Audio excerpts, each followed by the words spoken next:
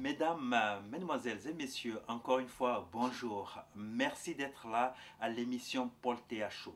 Nous allons parler de l'Afrique, le bilan de l'Afrique, les 50 ans d'indépendance de l'Afrique. Pour certains, plus de 50 ans. En 1958, la Guinée fut le premier pays à dire non au référendum du général de Gaulle et à prendre son indépendance. Depuis, quel bilan tirer? Il faut le reconnaître. Le bilan est catastrophique. Pas d'électricité, pas d'eau, pas d'infrastructure routière, presque pas d'infrastructure téléphonique. La Guinée est en retard. Et cela, la faute à tous les régimes successifs en Guinée. Alors aujourd'hui, le pays se bat pour instaurer une démocratie. Alors quand j'apprends que des chasseurs d'onzo sont allés à l'encontre des manifestants, alors il faut avoir le courage de le dénoncer. Que si l'on ne fait rien, ce sont là les prémices d'une guerre civile. J'invite tous les religieux, toutes les organisations non gouvernementales, les institutions républicaines à prendre leurs responsabilités pour instaurer le dialogue. J'invite tous les jeunes guinéens à se mobiliser, à se politiser pour revendiquer leurs droits dans la légalité, dans le respect de la Constitution.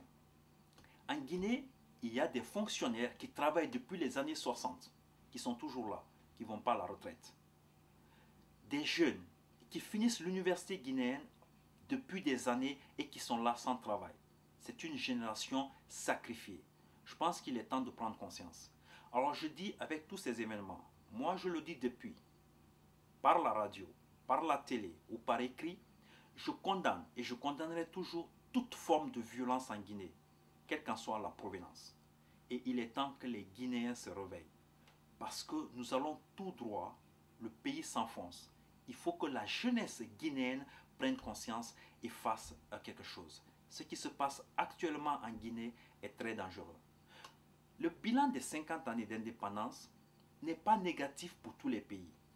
Si je prends l'exemple du Mali, j'y étais en 1979. Il fallait voir Bamako. Ensuite, j'ai visité Bamako en 2009. C'est vraiment le jour et la nuit. L'électricité est là. Il y a beaucoup d'infrastructures routières. Bamako vient même d'inaugurer le 3e pont. Alors c'est pour dire qu'il y a des pays en Afrique qui bougent, qu'il y a des réalisations, il y a des progrès. C'est vrai. Il faut le dire, il faut l'applaudir. Mais globalement, le bilan est négatif. Pourquoi parler de ces bilans? C'est pour que les Guinéens, les jeunes, les démocrates guinéens, toutes ethnies confondues, toutes religions, se mettent ensemble pour réfléchir qu'est-ce qu'il faut faire pour sortir la Guinée de ce marasme économique.